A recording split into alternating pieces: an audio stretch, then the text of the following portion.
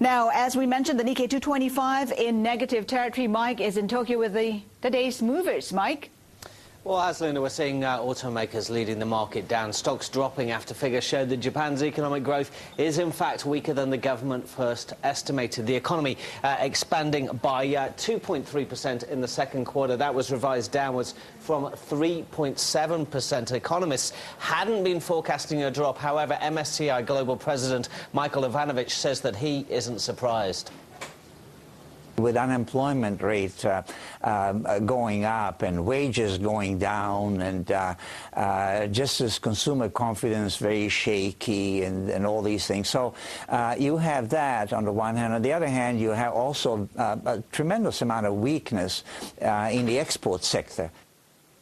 And it may be downhill from now on, with more than one-third of Japan's factories unused, the highest jobless rate on record. We did see the yen weaken after the figures came out, but then it strengthened again. Earlier, it rose as high as 91.44 to the dollar. At the moment, we're looking at 91.64. And that strong yen is a real problem for the exporters. Automakers today, those stocks being hit by the strong yen. We've got Nissan down by 1.1%. Honda was negative earlier. It's actually turned positive at the moment, but we're still, well, it's unchanged as I speak. Toyota down by 0.5%.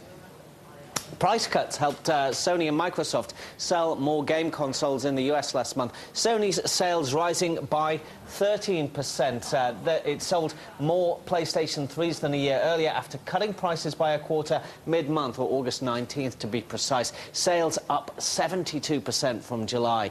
Microsoft also cutting prices. The Elite console, its most expensive, was discounted. That helped its sales rise by 10%. But another bad month for Nintendo. 39% fewer Wiis being sold than a year earlier.